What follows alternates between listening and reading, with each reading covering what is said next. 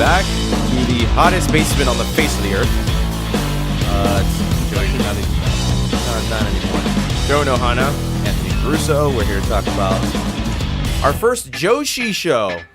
So we finally, I subscribed to Stardom World a couple months ago, and I just kind of moved off the subscription.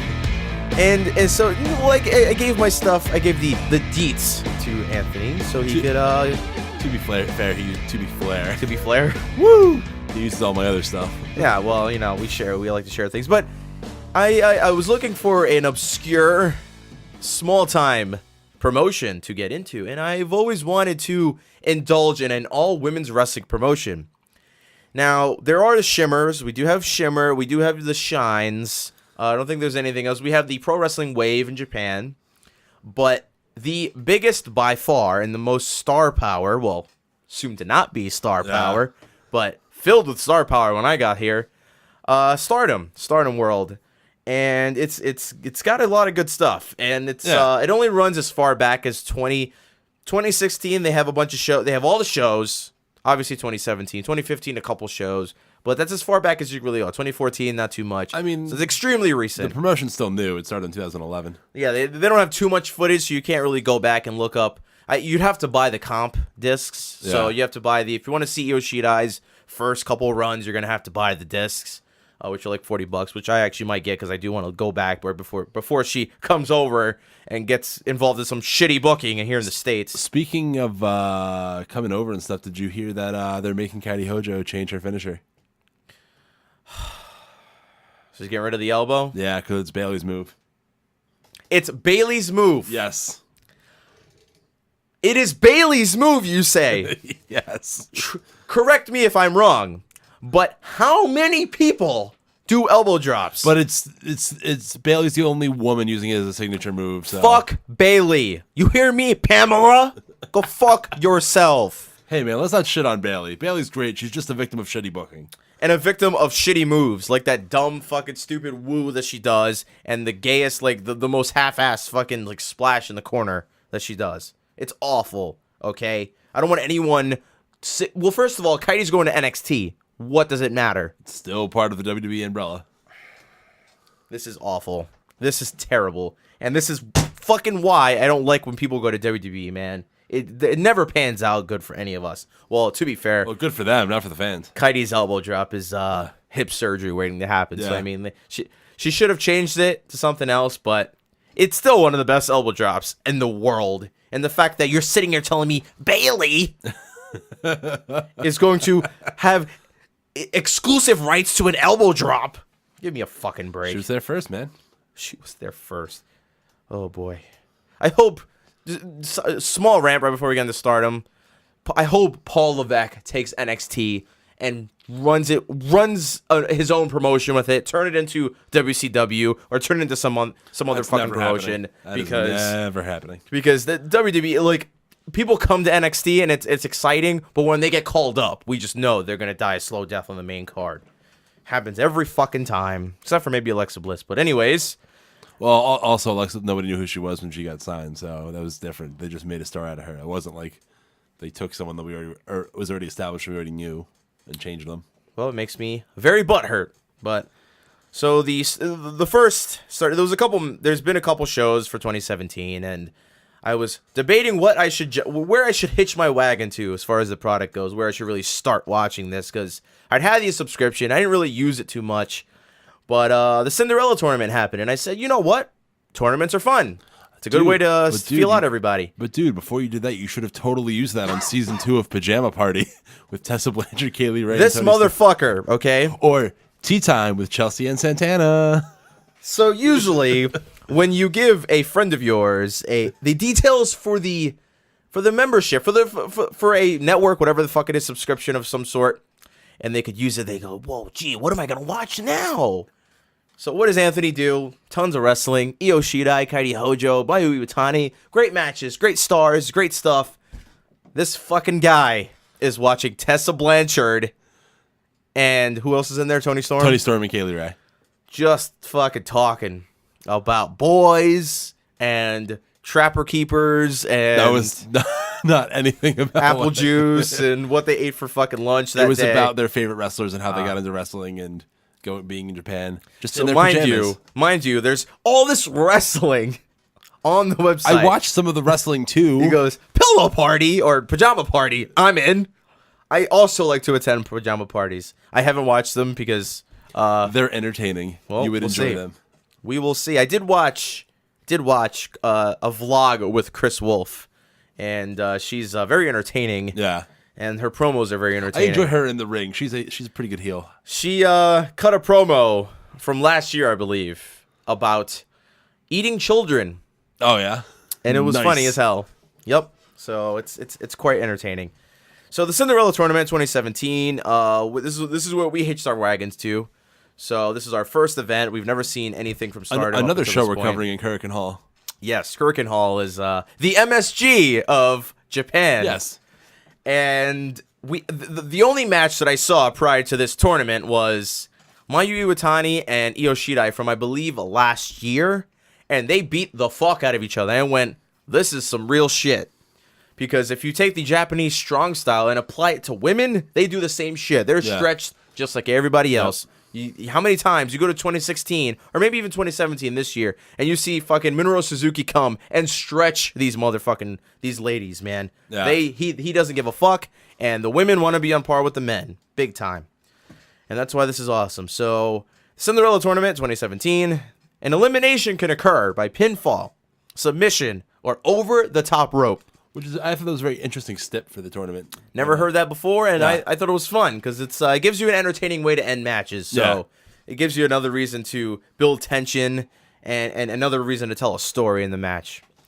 And it keeps the fighting in the ring. Yeah. Although that didn't stop them in a couple of matches. But And in previous tournaments, like I said, this is my first event that I ever saw. So at the end of the tournament, there's a trophy and there's a rather nice looking red dress. yes.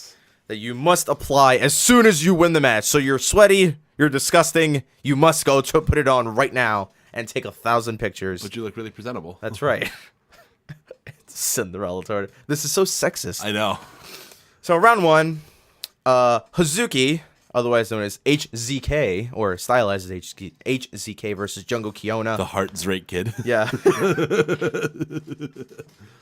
The match started out hot. Both women, by the way, all these matches were like 8 minutes apiece. Maybe, Some of them not maybe even 4 minutes. They were running through this shit like Well, nothing. they did the whole tournament in one show, so. The only match that got any time was obviously the finals. Yeah. And the upper card. So Io got Io and Mayu. yeah, they got more time obviously because they're the big stars, but the Gaijins, man, they told them 8 minutes, no more. Don't go past 8 minutes. Well, there's a time limit of 10 minutes, but every match was pretty much done before that, except for the what match was it? We'll get to it eventually. Yeah. So the match started off hot with both women beating the living fuck out of each other with very hard forearms. They went back and forth for a while. Lots of pinfall attempts. So the gimmick of 10-minute time limit creates a frantic environment. Yeah. So Gotta go fast. the atmosphere is no joke. So Yeah. there's no psychology. It's just go, go, go, go, go, which is how all these matches were, which if you really wanted to knock this tournament out, you could do it in 1 hour. I don't even think you maybe an hour and some change. Yeah. But you could knock this out very, very quickly. Well, you can't because you can't watch the whole show in one sitting. Thanks a lot, Stardom World, for splitting up goddamn every match. See, I like that, though, if you're like on a time crunch and maybe you can only sneak I in a couple of suppose. matches. Only want to watch a few matches. See, that's what I hate about New Japan World is they break up the shows, but they do it like they don't break them up till like it's been on the thing for like a week or two. So I actually like that it's broken. But the one thing I do with Stardom is telling us that if we pirate this, copy this, or download this, we will be charged and put in jail every single match once, and then once in the beginning and once at the end. Yes, every single video. Yep. HZK wins with, or Hazuki, I'm not gonna say HZK, that's dumb. Wins with a jumping with the sit out senton. This was the first match that I watched. I saw this finish and I went, fuck, whoa, what was that? She sat on her fucking chest, okay? Flew from the top and damn landed her right. She fucking dropped a bonsai ass right on her chest and pinned her for the victory. This move looked awesome. It's amazing. Jessica Havoc versus Natsugo Tora. So Tora tried to get some offense in the beginning when the match started. Jessica shoulder blocks her and then yells, "I will fucking kill you." Tora never recovers from her initial spark, and every time she tried, Havoc would cut her off. Jessica won with a tombstone pile driver. That's pretty much Jessica Havoc's gimmick. The girls obviously are smaller than her, because this happened with Io in the second round, where she's a massive human, so they can't do anything because they're a lot smaller than her. So they have to sell that she's a giant. Third match, Chris Wolf versus Tessa Blanchard. Chris comes out like a house on fire right out of the gates. Didn't waste any time going after Tessa. She's all over her until Tessa suddenly throws Chris over the top rope, then hits off the top rope. Wait, why did I off the top rope? Then hits a super code. Oh, I'm sorry. She was sitting on the fucking top rope, then dragged her off, and then hit the MX or the super code breaker for the victory. This was pretty quick, so... Yeah, wasn't this match like 4 minutes? Very, very quick. Or like at least the time of the video was like 4 minutes. Chris Wolf came out, started wailing on her, and then Blanchard got her ass whipped for the first 3 minutes and then just hit a fucking code breaker for the win. Third match, or fourth match, I suppose. Konami versus Kagetsu. Now, Kagetsu is a bitch. Yes. And the best heel on this entire promotion. She might be my favorite. She is a lot of fun to watch. Yeah. She made fucking Konami look like a fucking nerd in like this match. Fucking big time geek during this matchup. But that's the best part about it, is because Kagetsu, Chris Wolf, and I forgot what Hana's last name Hana, is. oh man, it's gonna kill me if I don't say Hana Kimura. Kimura, yeah. So I guess they're the big heel faction here in this promotion. But this match gave me so many different emotions. It was a lot of fun. It was very confusing, and there was solid work. So pretty much all of the worlds combined into one. They exchanged some kicks in the very beginning until Konami gets the better of Kagetsu, so they pretty much just wailed back and forth at each other with shin kicks. Konami shin kicks Kagetsu as hard as she possibly can. She then challenges her to return the favor. Yeah. I want you to kick me as fucking hard as you can in the back. She sits down, she pulls an Ishii, but instead of being cool about it, she looks like a fucking nerd. Because Kagetsu dropped a hard elbow right on the top of her fucking head. What a loser. This was hilarious. Because Kagetsu went, yeah, okay. Kagetsu kicked her ass a bit, spit some water in her face. She tries to use a jerry can. Why there was a jerry can in the ring, I have no clue. Or why this is a prop to begin with. Yeah. The ref catches her. She puts it down. Konami spin kicks her into the ref, who obviously bumps, so he dies. Yeah.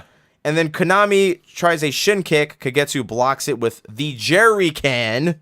So she hit the jerry can, hits her right in the shin with it, and then rolls her up for the victory. And the ref, and this all happened in a matter of 3 seconds. Okay? Ref bumped the block with the jerry can, and then the ref goes, ow, and looks, and he's alive again. This guy wasted no time coming back to Earth. It was ridiculously quick. If you watch this over again, it looks preposterous, but Kagetsu wins with the jerry can to the shin and rolled her up for the victory.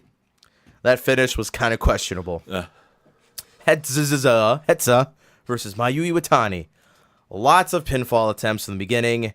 This match was mostly Mayu. Hetza was here to basically lose to the big star. Yeah. She super kicked Hetza in the face, hit a frog splash, and that's it. This match was like 3 minutes long. And Mayu not even broke a sweat. Not even the smallest bead of sweat came down her face. Toni Storm versus Rebel. Rebel has a wonderful backside. As does Toni Storm. Other than that, this was all Toni Storm, pretty much. She stretched Rebel, put her in a bunch of headlocks until Rebel got some sort of steam near the end.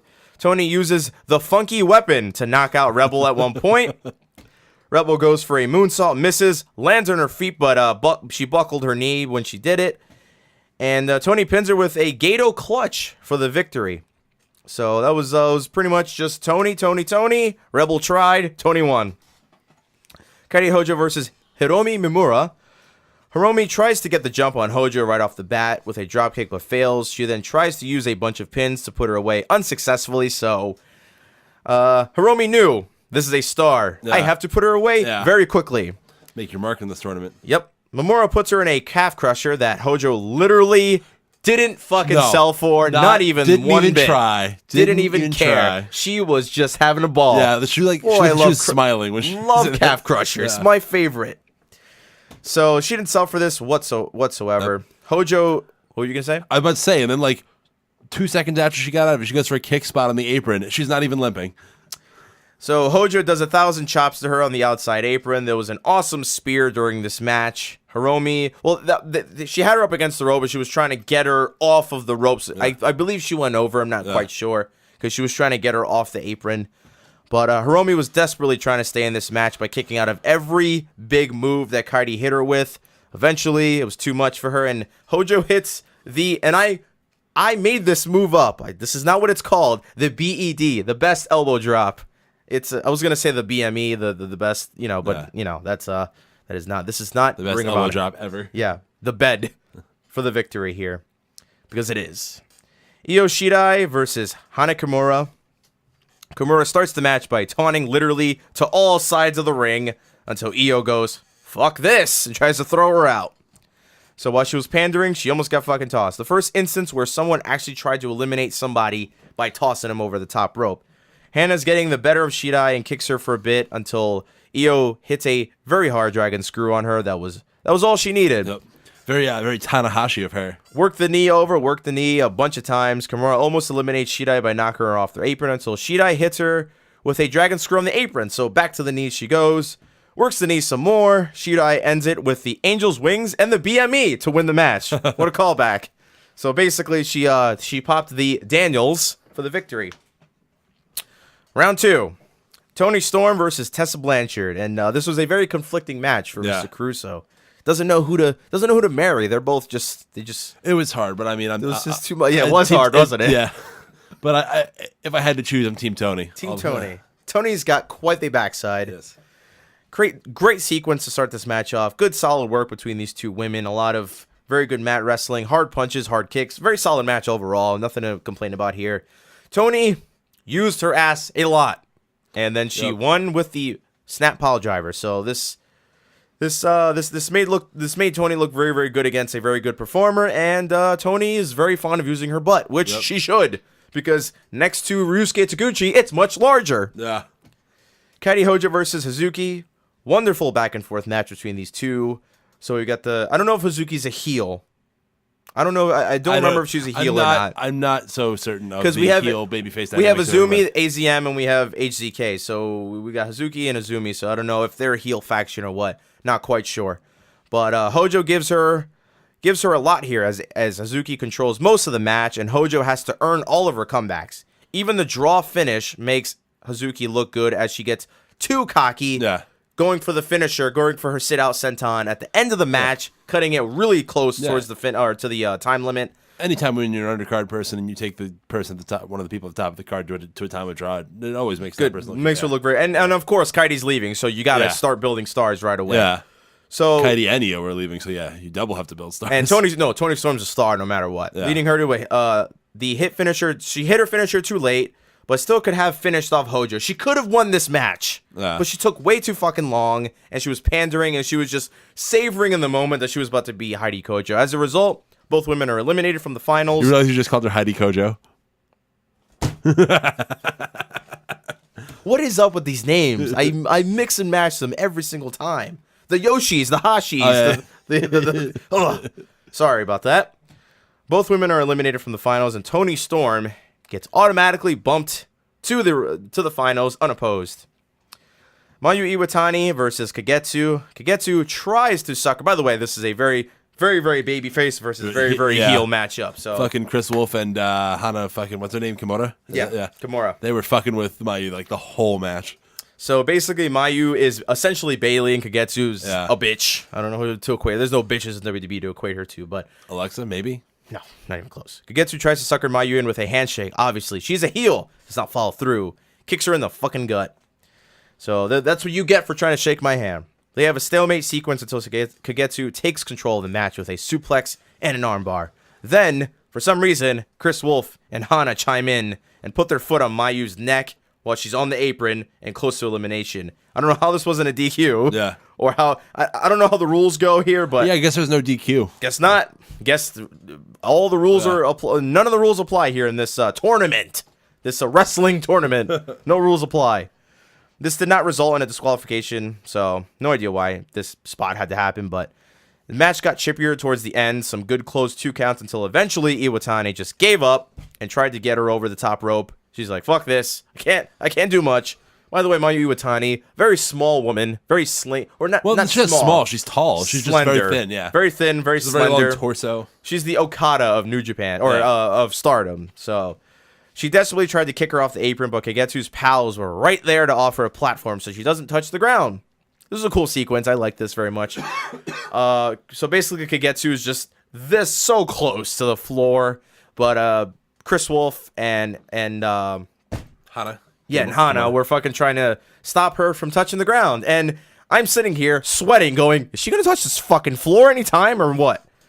But they put up a good fight, but it wasn't enough. Afterwards, Wolf and Hana gang up on Iwatani until it gets broken up in what looks like an offer to join their little group. Mayu declined and says, "No thanks." So Mayu wins this match after an elimination, and Kagetsu tries to sway Iwatani to the dark side, or to the dick side, or the bitch side, whatever you want to call it. Io Shirai versus Jessica Havoc.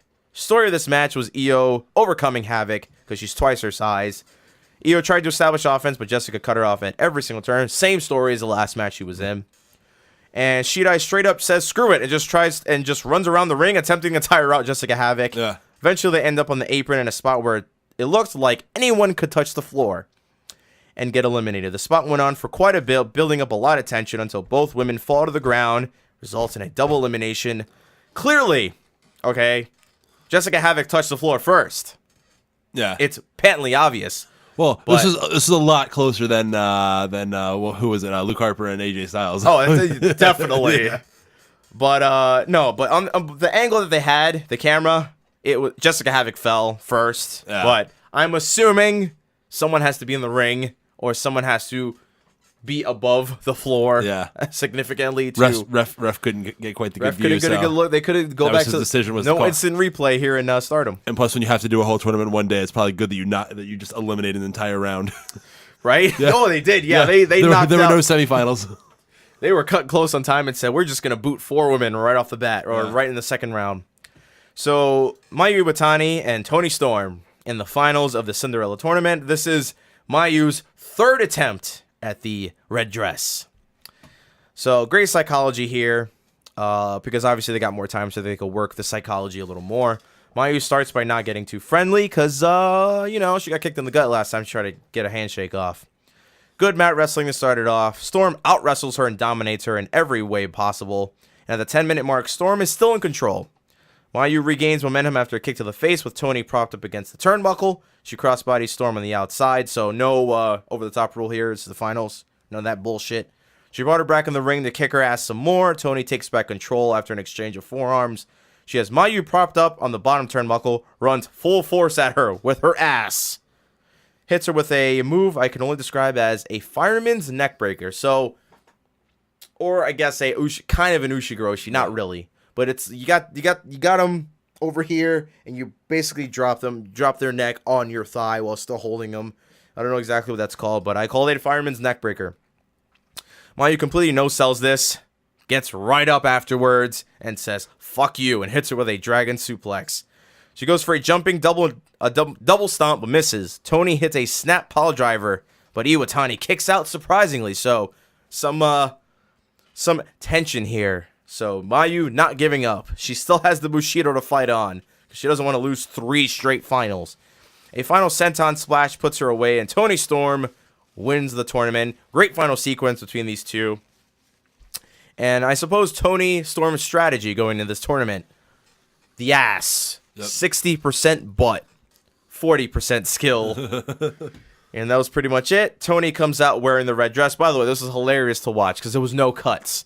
So, finishes the match. She's all tired. She's all sweaty. She's worked over. And they're going, all right, here's the dress. Go put it on. Chop, chop. Right to the back. Right to the back, comes right out. She issues an open challenge to Io Shirai, obviously, because she just won the tournament, so she wants the red belt. She says, red dress, gonna need a red belt to go along with that. Yes.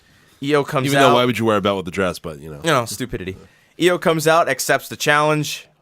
Mayu stumbles into the ring, still selling the match, by the way. Good on her. She came in looking drunk as hell, but she's still selling the injuries from the match. She challenges Kairi Hojo for the white belt. Kairi comes out and this was all just a big joke to her. Mayu Iwatani couldn't keep a straight face. I don't know if you saw this, but Kairi was basically just putzing around, and Mayu Iwatani had to hold back because she clearly wanted to laugh. Because obviously Kairi was not taking this very serious, basically calling her out on her third straight loss in the finals. It appeared that one more, and Mayu Iwatani, the Buffalo Bills of Stardom. It appeared that Mayu had a hard time keeping a straight face because when Hojo just said, "Yeah, let's do it," it was all just seemed like a big joke. But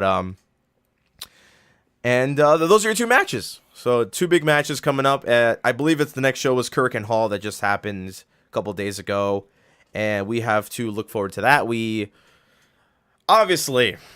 And then we talked about this. Obviously, they're going to lose the belts. If they're not going to lose the belts, you can't have them both just walk away. Yeah, they're both losing the belts. I don't see them doing a double vacating of the title. We haven't watched the recent episode. I do want to watch. I was waiting because they upload the matches. Yeah, well, there's a few shows we haven't seen in between what's happened then and.